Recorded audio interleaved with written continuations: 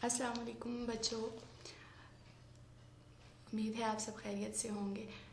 پچھلی ویڈیو میں ہم نے سبق نمبر 2 سچائی اور دیانتداری پڑھا تھا اور اس کے الفاظ معنی اور جملے آپ کو بتائے گئے تھے اور آپ کو گھر کا کام دیا گیا تھا۔ اب آگے ہے صفحہ نمبر 6 پر سبق نمبر 2 کی مشق، جس میں سوال جواب ہیں، الٹ معنی والے الفاظ لکھنے ہیں اور نئے جملے مکمل کرنے ہیں۔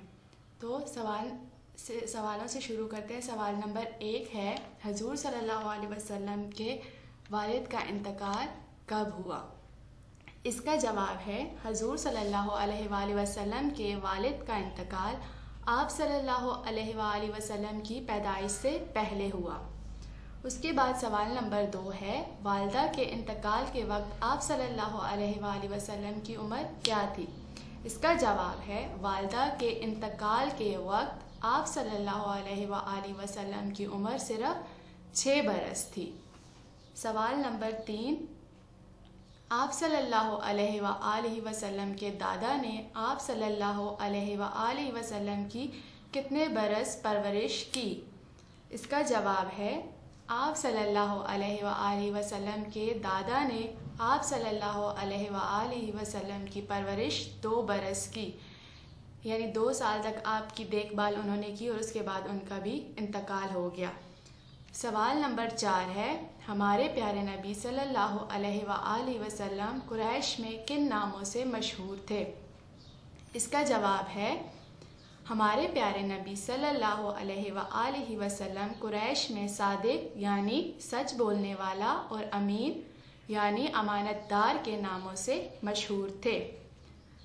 آگے ہے سوال نمبر 5، بیت اللہ کی نئی تعمیر کے وقت حجر اسود نصب کرنے کا واقعہ لکھیے۔ اس کا جواب ہے، بیت اللہ کی نئی تعمیر کے وقت قریش کے قبیلوں کے درمیان جھگڑا ہو گیا۔ ہر قبیلہ چاہتا تھا کہ حجر اسود کو نصب کرنے کا شرف اسے حاصل ہو۔ سب لڑنے کو تیار ہو گئے، مگر ہمارے نبی صلی اللہ علیہ وآلہ وسلم نے اپنی دانش مندی سے حجر اسود کو ایک چادر میں رکھا اور تمام قبیلوں کے سرداروں کو کہا کہ اس چادر کے کونوں کو پکڑیں اور خود اس کو اٹھا کر اس کی جگہ پر نصب کر دیا۔ اس طرح سب لوگ خوش ہو گئے۔ سوال نمبر 6 ہے، حضور صلی اللہ علیہ وآلہ وسلم نے نوجوانی میں کون سا پیشہ اختیار کیا؟ اس کا جواب ہے، حضور صلی اللہ علیہ وآلہ وسلم نے نوجوانی میں تجارت کا پیشہ اختیار کیا۔ تجارت جس کا مطلب تھا چیزیں خریدنے اور بیچنے کا کام، تو حضور صلی اللہ علیہ وسلم نے نوجوانی میں تجارت کا پیشہ اختیار کیا۔ آگے ہے سوال نمبر 7، الٹ معنی والے الفاظ لکھیے۔ الفاظ اور الٹ۔ پہلا لفظ ہے آخری۔ آخری کا الٹ معنی الفاظ ہے پہلا، نیک بد، سچ جھوٹ، خوش خفا یا اداس، اور خوبصورت کا الٹ معنی الفاظ ہے بدصورت، خوبصورت بدصورت۔ آپ نے اب سوال نمبر 8 ہے آپ کی کتاب کے صفحہ نمبر 6 پر، نیچے دیے ہوئے طریقے پر جملے مکمل کیجیے، جیسے ہمارے پیارے نبی صلی اللہ علیہ وآلہ وسلم ہمیشہ سچ بولتے تھے۔ تو اس جملے کو آپ نے تھوڑا سا بدل کے لکھنا ہے، میں بھی ہمیشہ سچ بولوں گا یا میں بھی ہمیشہ سچ بولوں گی۔ تو پہلا ہے، بڑوں کا ادب کرتے تھے۔ آپ نے لکھنا ہے، میں بھی ہمیشہ بڑوں کا ادب کروں گا یا میں بھی ہمیشہ بڑوں کا ادب کروں گی۔ دوسرا ہے، کمزور اور بوڑھے لوگوں کی مدد کرتے تھے۔ میں بھی ہمیشہ کمزور اور بوڑھے لوگوں کی مدد کروں گا یا میں بھی ہمیشہ کمزور اور بوڑھے لوگوں کی مدد کروں گی۔ تیسرا ہے، کبھی کسی کو نہ ستاتے۔ میں بھی کبھی کسی کو نہ ستاؤں گا یا میں بھی کبھی کسی کو نہ ستاؤں گی۔ چوتھا ہے، کبھی جھوٹ نہ بولتے تھے۔ میں بھی کبھی جھوٹ نہ بولوں گا یا میں بھی کبھی جھوٹ نہ بولوں گی۔ وعدے کو پورا کرتے تھے۔ میں بھی ہمیشہ وعدے کو پورا کروں گا یا میں بھی ہمیشہ وعدے کو پورا کروں گی۔ یہ سوال نمبر 8 آپ نے کتاب پر ہی کرنا ہے، لیکن سوال نمبر 1 سے سوال نمبر 7 تک آپ نے کاپی میں لکھنے ہیں۔ سوال نمبر 8 آپ نے کتاب پر ہی کرنا ہے۔ آگے ہے عملی کام، صفحہ نمبر 7۔ عملی کام میں سوال نمبر 1 ہے الف نون غنہ کا اضافہ کر کے جمع بنائیے، جیسے بکری سے بکریاں۔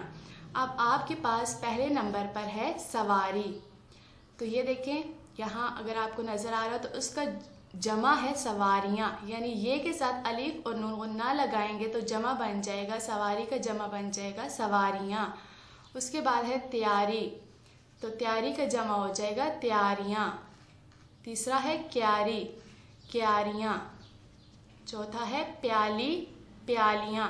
ان خالی جگہوں میں بھی آپ نے یہ لکھنا ہے۔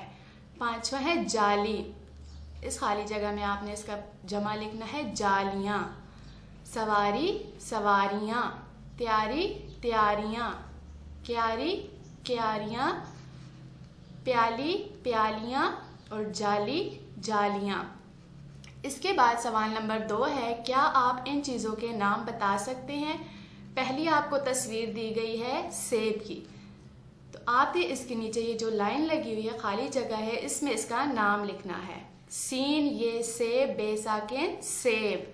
دوسرا ہے کیل، دوسرے نمبر پر ہے کیل، آپ نے لکھنا ہے کاف یہ کی لام ساکن کیل۔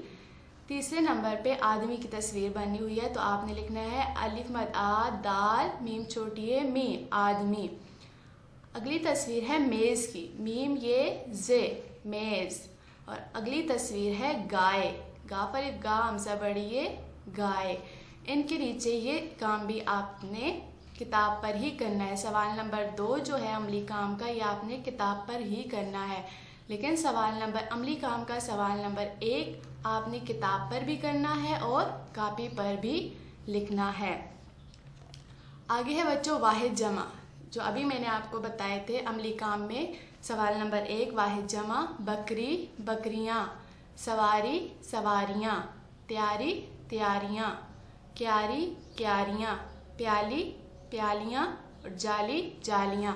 یہ آپ نے اپنی کاپی پر بھی لکھنا ہے۔ آگے ہے اسم کی تعریف۔ اسم کسے کہتے ہیں؟ ہر وہ لفظ جس سے کسی شخص، جگہ، چیز یا جانور وغیرہ کی پہچان ہوتی ہو اسے اسم کہا جاتا ہے۔ اسم نام کو کہتے ہیں، یعنی کسی کا بھی نام، چاہے وہ شخص ہو، کسی جگہ کا نام ہو، چیز کا ہو یا جانور کا، اسے ہم اسم کہتے ہیں۔ مثلاً پاکستان، علی، سیب وغیرہ۔ اب آپ کا سوال یہ ہے، آپ نے یہ خود لکھنا ہے، سبق میں سے کوئی سے 5 اسم کاپی پر لکھنے ہیں۔ اسم کی تعریف لکھنی ہے اور اس سوال کا جواب یعنی سبق میں سے ہی کوئی سے بھی 5 اسم ڈھونڈ کر آپ نے اپنی کاپی میں لکھنے ہیں۔ آگے ہے آپ کا گھر کا کام۔ سوال نمبر 1 سے سوال نمبر 7 تک کے جواب آپ نے کاپی میں لکھنے ہیں۔ اس کے بعد سوال نمبر 7 آپ نے کتاب پر بھی لکھنا ہے۔ آپ کو خالی جگہ دی ہوئی ہے سامنے، وہ آپ نے لکھنی ہے۔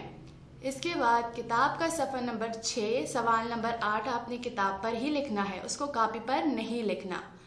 اس کے بعد کتاب کا صفحہ نمبر 7 عملی کام کا سوال نمبر 1 کتاب اور کاپی دونوں پر لکھنا ہے، کتاب پر بھی لکھنا ہے اور کاپی پر بھی، واحد جمع جو میں نے آپ کو بتائے ہیں۔ اور سوال نمبر 2 صرف کتاب پر لکھنا ہے۔ اس کے بعد اسم کی تعریف اور جو سوال آپ کو دیا ہے یعنی کوئی سے 5 اسم ڈھونڈ کر لکھیں، وہ آپ نے کاپی پر لکھنا ہے۔ امید ہے آپ کو اچھی طریقے سے سمجھ آ گئی ہوگی اور آپ اپنا کام اچھے طریقے سے کریں گے۔ اللہ حافظ۔